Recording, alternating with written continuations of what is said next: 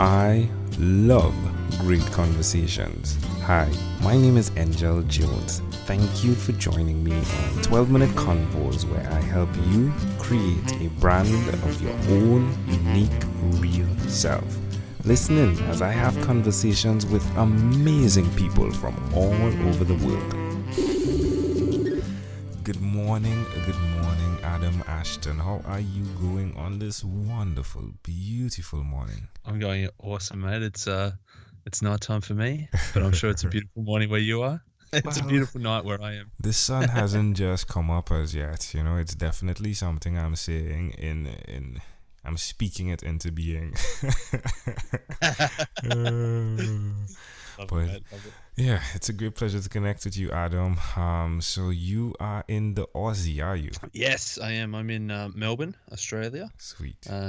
And yeah, we're coming into summer now, so looking forward to that.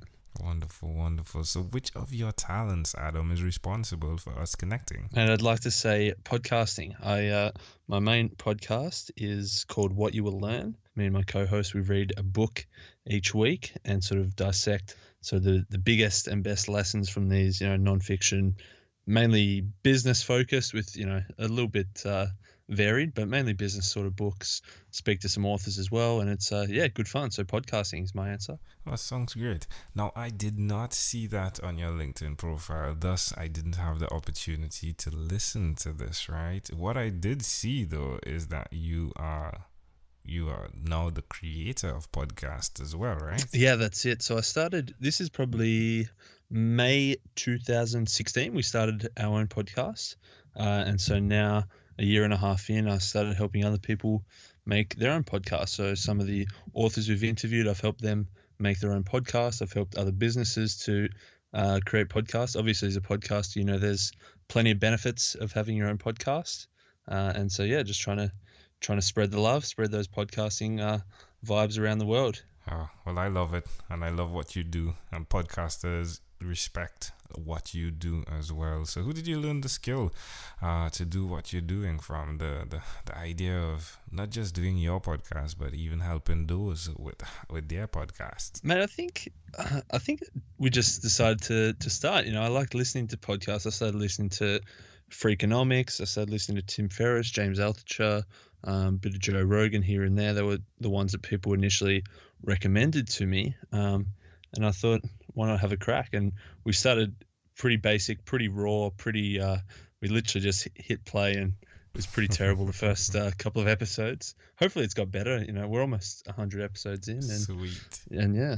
Congratulations. Definitely congratulations. So you, as you said, hey, there are the ups and downs. Sometimes you don't song the way you hope you would song or could song. Why will you continue to repeat this skill? I think we sort of initially we said, look, let's just try it. We'll do 10 episodes and see how we go. And we started with 3 listeners, myself, my co-host, and my mum. And after 10 episodes, a few randoms started listening, and we thought, let's keep going. And the more we kept going, the more we wanted to keep going. And, having been able to speak to some awesome authors, had Seth Godin, my absolute idol, got him on a couple of months ago. We got Dan Ariely, Dan Pink, David Allen, Kevin Kelly, a whole bunch of well-known authors that, the more we do, the more we want to just keep going and keep growing and keep getting better. Love it. What's the best, or where is the best place, for us to go to connect with what you do, Adam? I'm guessing wherever they're listening to this podcast, they can find What You Will Learn or whatyouvilllearn.com. Wonderful. Well, Adam, please do tell us one other thing that you've done consistently over the last 3 years. I think the most consistent thing, and it's probably almost exactly 3 years now, is reading. Before I did well at school. I did okay at university, but I was sort of on the traditional track of work hard, get a good job, keep your head down, don't cause trouble, work your way up, climb the ladder.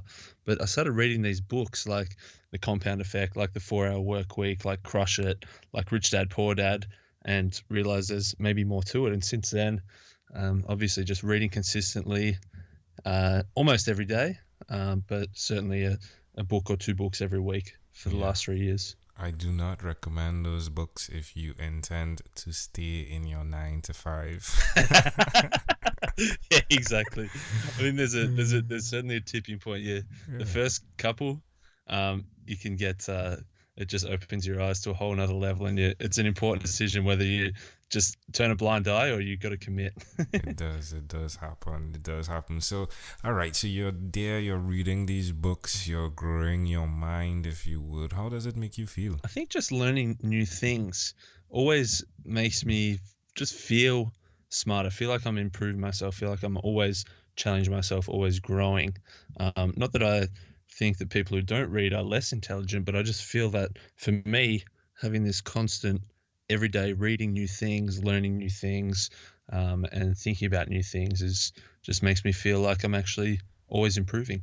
And why would you suggest to someone out there, someone that may be in that 9 to 5, or who may be that person who is in the grind or doing school or who's listening, why should they do what you've done? I think it's to get a different perspective. You've obviously got everything you've done so far in your life has led you to where you are, and all the people you're around have got probably similar points of view. But by going to these people who've got completely different points of view, some of you might think are way too wacky, way too out there. But if you read 10 books, I'm sure there's one that you're going to connect with and realize, hey, maybe there is something more to it out there. Mm-hmm. Amazing audience, we are live with Adam Ashton. As we're speaking, I'm seeing now the podcast, right? What you will learn on the artwork with your, I'm guessing it's your co-host head on the bookshelf, right? That's it, man. That's it.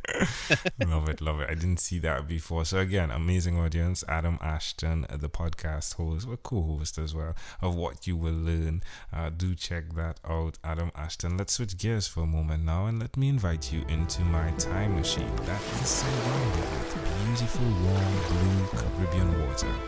Adam, what is your earliest childhood memory? It's an interesting question, one that took a little bit of thought. I think it was when I was initially sort of grew up in the country, in the outback, I guess, as maybe most people know, in the bush here in Australia, and I was probably 3 or 4. And my parents moved down to the city, the big smoke, to Melbourne. And probably my biggest memory, or the earliest memory, was my uncle from the farm brought down in his ute like a truckload of sand and made a sand pit for me and my younger brother. Oh really? So this sand pit, what does it look like, and what's the use of it? Is it water, and you're bathing in this? So we were, I guess we play around in the sand pit, making our sand castles, a few toys in there. I don't know. I guess just what 2-year-olds and 4-year-olds do, get lost in their own world, in the sand pit. Interesting. So why do you think this memory is so clear? I don't know. I think it's perhaps just that. I guess moving to somewhere completely unfamiliar, of going from the bush to the city, but at the same time having that reconnection back with the sand or the dirt from the farm coming back to the city, if that makes sense. Yeah, it does. Well, can I offer an interpretation to the thought Please picture do, you please created do. in my mind? I love the idea of what is source, if you would. So, I mean, you're getting from the earth, and then you're creating one.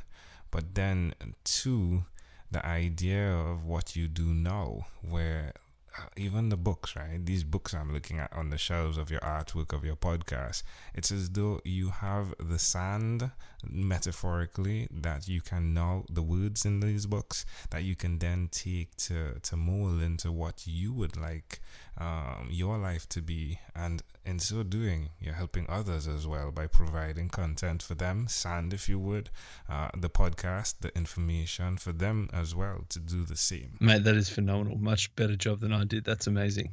You're welcome. That's awesome. If we fast forward to when you were 12 years old, what was your favorite song? Man, I think it was probably All the Small Things, Blink-182. I went through a bit of I guess a bit of a rock phase when I was 12 years old. Yeah, well, it always fascinates me how these things connect. I mean, say the name of the song again, please. All the Small Things. Yeah, just like the sand, right? It's all about the small things, right? I like it. I love it.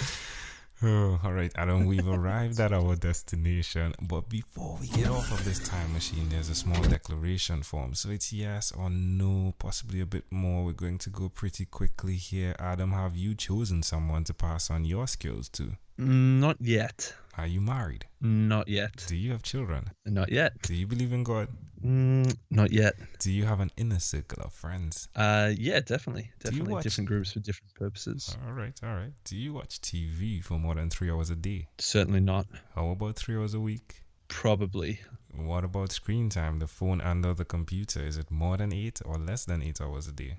Probably more. All right, Adam, after 1,001 conversations in 2016, in 3 months, I came up with a workbook. The name of it is Yours, and it stands for Your Own Unique Real Self. And my idea is, as you dig deeper, you uncover your mission, your own unique real statement. If you had to share with us your own unique real statement, a statement that represents Adam Ashton, what would you say that is? I really like that concept, that idea. I think it's just almost I don't play baseball, but I'll use a baseball analogy just to step up to the plate and take a swing. Sometimes you'll hit a single, sometimes you'll strike out, but eventually if you keep stepping up to the plate, keep taking a swing, you'll eventually hit that home run. Love it. Adam Ashton, this was a great pleasure. Before you leave, is there anything else you'd like to share with our amazing audience? I think just keep learning, keep growing, read, listen to podcasts, watch documentaries, but at some point transition to writing books, creating podcasts, producing documentaries, and making your own thing, sharing your own thoughts, giving back. Yeah, I couldn't help it, but just like that sound, right? The guy that's playing with the sound, That's that it. was brought to him, and then he's the person bringing the sound.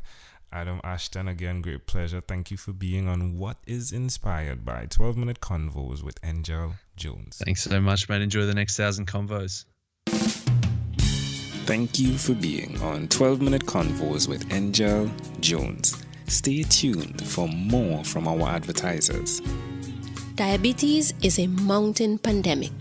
It's a disease that's not acute but chronic.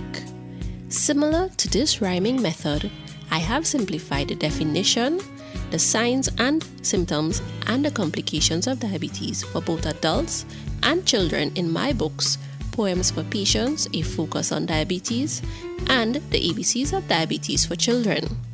These books are available on Amazon.com, and for more information, you can visit my website, poemsbyaj.com.